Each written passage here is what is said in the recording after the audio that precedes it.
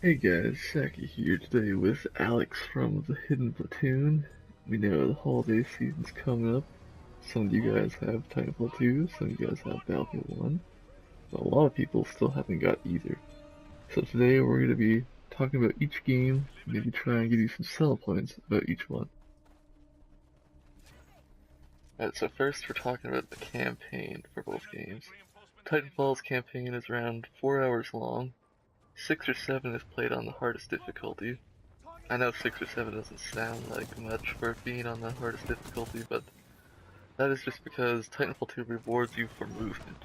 Camping behind a corner for a few minutes just to pick off a few enemies may work on Call of Duty or other campaigns, but Titanfall demands you move. Respawn Games founders were both members of Infinity Ward for Modern Warfare 1 and 2, which are both arguably have one of the most memorable campaigns of any first-person shooter. So if you want a unique and memorable campaign in FPS, then Titanfall 2 is your shooter. Well, for Battlefield 1, I do believe they did do an impressive job, uh, rather than the other Battlefield games, especially Hardline, which was, in my opinion, one of the worst Battlefields ever. The campaign is very short. I would say about 5 hours long. If you're playing on easy, it's very short, and it is disappointing for a short campaign because it is a very good campaign.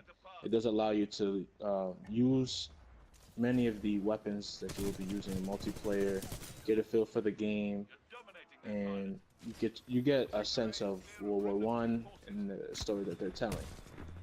Now, I'm not exactly sure why Battlefield One, why DICE has created the campaign so very short, because in the past they have had not a good rep for a campaign. It was just mainly the multiplayer. I don't really think the campaign is really something that you should be excited about, but it is worth trying. Definitely, if you have time to pass, and if you just want to get a break from multiplayer, it's a good try. But we will be talking about the longevity of both games, Titanfall and Battlefield 1. Now, for Battlefield, in general, I think the longevity is quite long. Even though the game has just came out, I can see this game. You can come back to this game anytime you want. I don't think that you'll ever get bored with it. I never got bored with the game. Also with previous Battlefield games, people are still playing Battlefield 4 to this day, and even Battlefield 3, and some are actually playing also on PC. But for Battlefield 1, I can't really. We don't really know the full longevity of this game yet, since it just came out. But I don't see this game going anywhere. I don't see this game having any type of fallback because a lot of COD players are actually going to Battlefield 1 as of right now.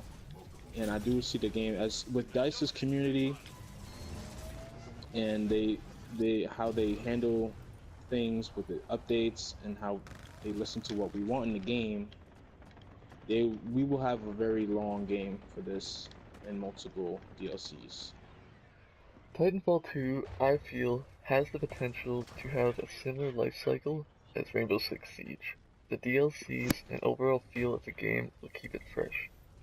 It also has a prestige mode similar to Call of Duty, called Regeneration. It resets your guns, perks, and titans, so you have to reach a certain level to use them again, or buy them with the in-game currency, which makes it so you have to buy them, or have them permanently, for every regeneration. The attachments of your gun and titan do not reset the max level of your pilot. Before it can regenerate is 50, so you have quite a few levels to go.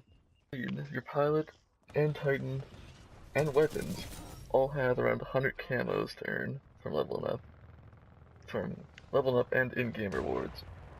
And there's around 200 calling cards and emblems to earn.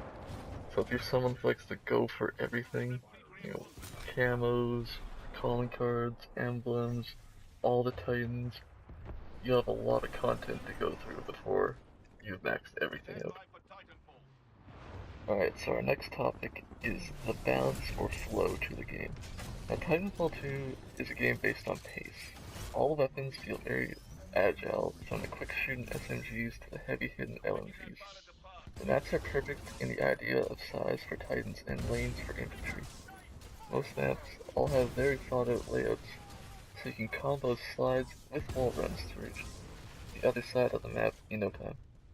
All game modes last 5 to 10 minutes, and time between matches can be 20 seconds to a minute depending if you skip your end of match rewards. Everyone gets their Titan at least once a game, 2 or 3 depend on the mode and how good you are doing. Between the matchmaking and modes themselves, you can expect a lot of games in a short period of time when playing Titanfall. Alright, the reason why I feel Battlefield 1 is the more balanced game is because you have a variety of classes to choose from. Assault, Medic, Support, and Scout, with each different play styles and each different weapons. They're all pretty much balanced throughout. And the vehicles, there's not too many vehicles. It's pretty much just tanks, cars, artillery vehicles, and horses. Pretty much all balanced.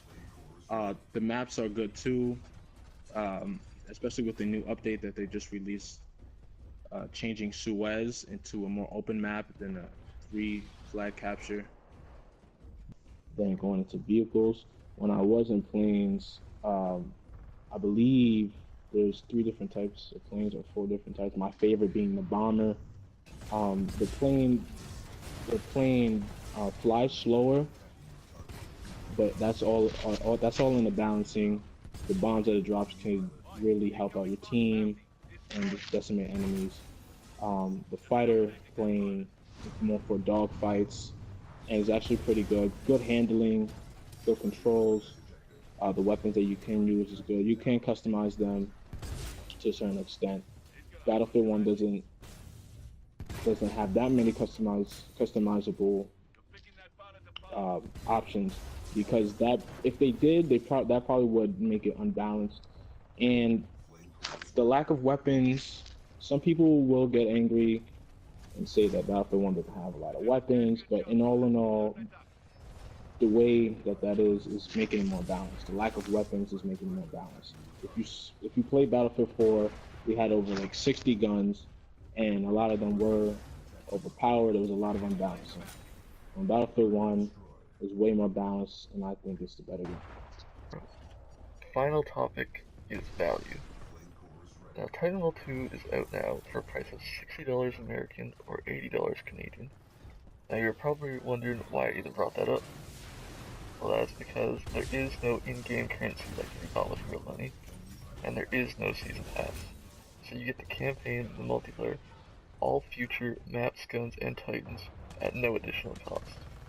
And to clarify, there is an in-game currency, but the only way to get it is to play.